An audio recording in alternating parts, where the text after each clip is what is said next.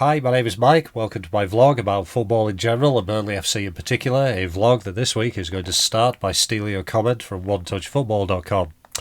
If you're looking to place bets on the nationality of the next Pope, the last two were German and Argentine, so the Catholic Church are clearly going through countries that have beaten England on penalties, and the next one's going to be Portuguese. So there we are, the Clarets are up. We will be a Premier League club once more. A promotion sealed yesterday at home to Sheffield United live on ITV in what I thought was a cracking game. That was probably a hell of a lot more stressful on reflection than it felt like in the stadium. The Clarets did it the way that they've done it this year, by relying on a superb sort of defensive performance in the second half to hold off a Sheffield United side that didn't really have that much, it felt, or in hindsight, in much in the way of ideas, apart from lump it towards the big lads. You know, by the time, they're doing long throws, Jack Robinson's doing long throws into our penalty area, when Gustavo Hamer is doing... He was the one who was trying to break down the defence and break down an incredibly dogged and working hard defence. And he started off in a sort of a midfield position, but as Sheffield threw more and more people forward, he was basically trying to find passes from just in front of his own centre-backs, really. And I think in the last 10 minutes, he was literally like the last guy back. Everyone else was piling forward. He didn't have much of a chance. And I think that kind of just shows that they weren't all that. I've kind of been saying this for a while. They've relied on having better players than anyone else or most of their opposition without actually being much good in terms of creativity. And in hindsight, like I say, the Clarets handled them. In the ground, God, it's horrible to kind of experience. I'm not saying it's horrible to watch.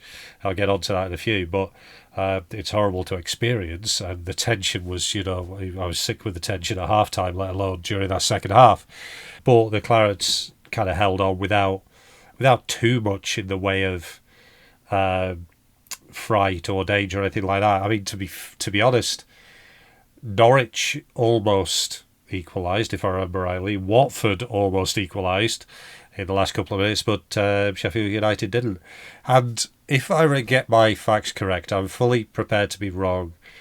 The moment we knew was when the Clarets got the ball in the halfway and Ryan Brewster just committed a petulant and lazy foul. The game sometimes does sort of, symbols and signs, and Sheffield United, their playoff place confirmed and our automatic promotion confirmed because of one of their players who, if I remember rightly, he's the reason they got the 2-point deduction.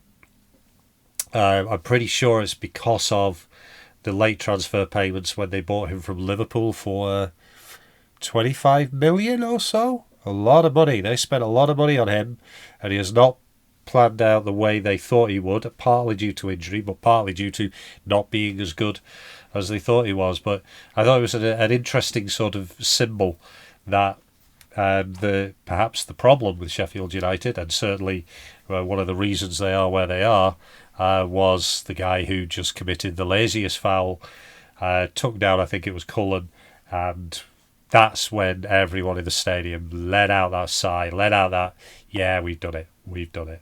Not really going to talk about like the Watford game or anything like that. That was a good game, though. That was a good performance. The Watford players just lost their head, aided by, Sion Fleming being a complete wind-up merchant. But they don't have any complaints about the sendings off. And to be fair, neither did their manager, which I thought was a decent response. He didn't sit there and complain. We kind of suckered him into it. We played the dark arts. Of course we played the dark arts. We played more than a few. I don't think I care that much because we don't concentrate 100% on the dark arts. We're not feigning injury. We just basically buy fouls. And I think that's the way the modern game is. You buy fouls. If you stand in front of if you shield the ball from an opponent and get knocked over, that is basically going to be a foul no matter what league you're in. And we do it, we get to the ball first. You get to the ball first. Generally, you either get away, get the ball, or you get fouled. And, we got fouled and we put ourselves in positions to get fouled. Hannibal is really, really good at it. It is the way it is.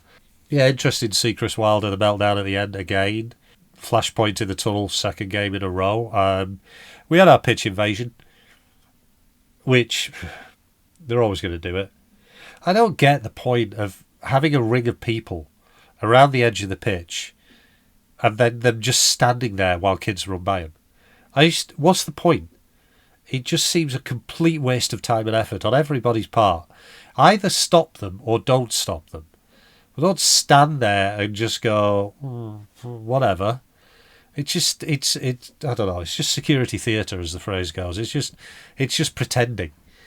I'm not saying go out there and lamb somebody, but, if Bertie B wants to do a rugby tackle or two, then, I'm sure that would be great fun for the rest of us who are, in the long side upper and, deciding, no, I don't think we're going to go down there and try and get on the pitch.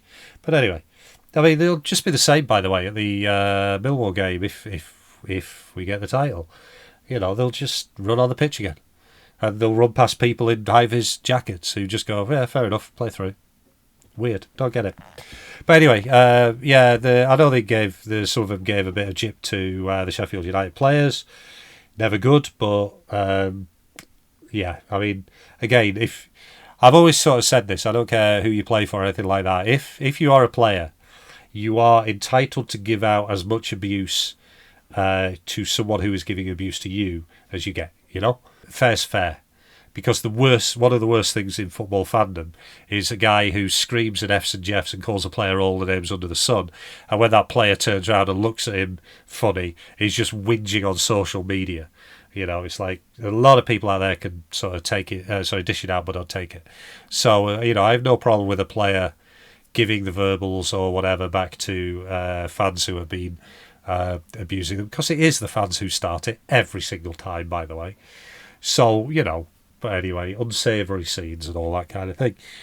But as for the game itself, like I say, a fantastic performance, top to bottom. A performance that typifies how this team has played under Scott Parker. It occurred to me that, words, when I do these vlogs, what I say is important. Sometimes the words I use, I don't get them right. Because I don't do a script or anything like that. I don't sit there and write all this stuff up. But, I try and pick the right words. And, because words are important. And there are words to describe each of the teams. I mean, 4 promotions in 4 seasons is a remarkable effort. And each of those promotions has come from a different team style that can be summed up in a word or a couple of words. The initial, was it 2014, the second place under Deitch behind Leicester, that was a Cinderella. That team was Cinderella. That was not supposed to happen. A couple of years later, we go up as champions under Deitch again. That was the 23 unbeaten, relentless. That is the word for that team, relentless. We come down with Vincent Kompany. The word for that team, for me, was beautiful.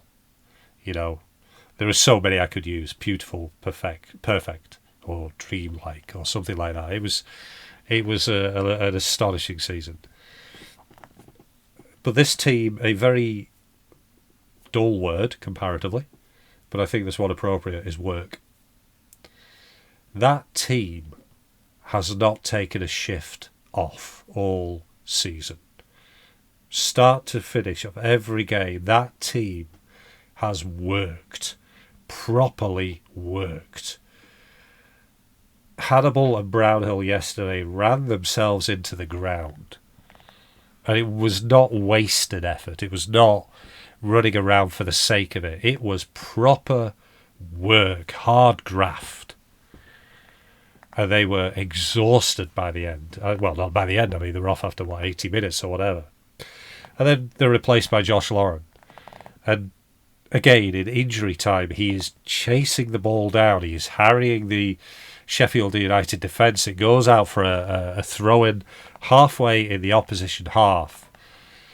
Some players, a lot of teams, you will see it, even under, say, a Deitch or whatever, would not have put that effort in. They would have perhaps sat back and relied on, their teammates and themselves to cover for it. But those players, Lauren, Hannibal, Brownhill, all of them, every single shift, every single time, put in 100%. The first goal yesterday, Brownhill not only reacts, okay, it's a little bit lucky there was a lucky bounce to Cullen, and Cullen takes the shot, but the speed of Brownhill reacting to that, the effort he puts in, no one was beating him to that ball, and he smashed it into the top of the net. And that was work, and that, for all my complaints about Parker, for all the negative about the season, and I'm not going to do any of that in this one. I'm going to, talk about some of the other stuff after the season, because today, or yesterday, was a celebration. It's all about the positives, and we should celebrate the work that team has put in. Yesterday, the perfect example. I'm so looking forward to watching the replay. The Watford game, that, again, work. But again, all through the season, they have put a shift in every single time. And for all the other stuff around being boring or being negative or not scoring goals or whatever, or just being defensive, they have put their bodies on the line. They have put they're physically, they're not the biggest team, but in terms of effort, I think they are probably, and I include most of the Dyche years in this, and I don't mean it as a disparaging thing about those teams, I don't think I've seen a team collective work that hard over an entire season. And credit to Scott Parker for that, because you've got to be a good manager to motivate your players to do that for you. And he clearly has motivated those players to do that for him and for himself, or for their manager. And full credit to Scott Parker on that one. So, when the final whistle went, relief, joy, pride, all those things you want to feel as a football fan. Going online, reading some of the reports, ignoring the comments, because even Leeds fans have to comment on Burnley versus Sheffield United because they're so insecure. It always has to be about Leeds. It always has to be about them. Can't we just... This is about Burnley. It's about Sheffield United. Doesn't have to always be about Leeds. But yeah, reading all the sort of reports online, seeing the photos, seeing the footage in the dressing room and all that kind of thing, seeing the players enjoying it on the pitch, seeing Ashley Barnes, 4 promotions for Ashley Barnes out of the Championship. That is remarkable. Seeing him with Alan Pace, seeing him with Michael Duff, that was in front of me in the long side. Seeing him come over with Duff, yeah, that was good, and that's what you want it to be. That's how you want to feel. We've spoken, loads of people have spoken about having a connection with the club, especially it being lost over the last, at times over the last couple of years. Obviously, winning cures a lot of ills. Obviously, promotion cures most of them. But a feeling that you have that connection with the players and the players have the connection to the club is a nice feeling to rediscover. But I say, I think the players who've got us promoted, I don't think they're the most talented of the 4 promoted sides that were built. Don't think they're most skillful, the most exciting. But they get it. They got what being a player for Burnley is about. They got the essence of what we as fans want to see from players who wear the claret and blue. And as I say, I would be interested to hear people sort of say that they've seen a Claret side who have outmatched this one for effort and for graft. And that's all you can ever ask of your team. And I think that's the most satisfying bit of the year, satisfying bit of this promotion, the effort they put in. So yeah, that's it for this one. Completely unstructured off the top of my head. Like it that way. Happy that way. 2 more to go. Will we win the title? Might not. I don't know. But Millwall in a week and a bit. That's going to be a nice celebration. In the sunshine, hopefully.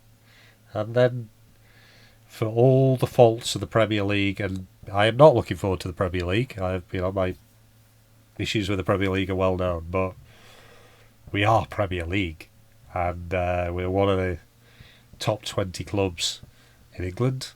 That makes us one of the top clubs in the world, and we're Lord Burnley. 4 promotions in a row. 4 promotions. 3 different managers. 3 different styles. God, that's a hell of a thing, isn't it? Hope the Clarets.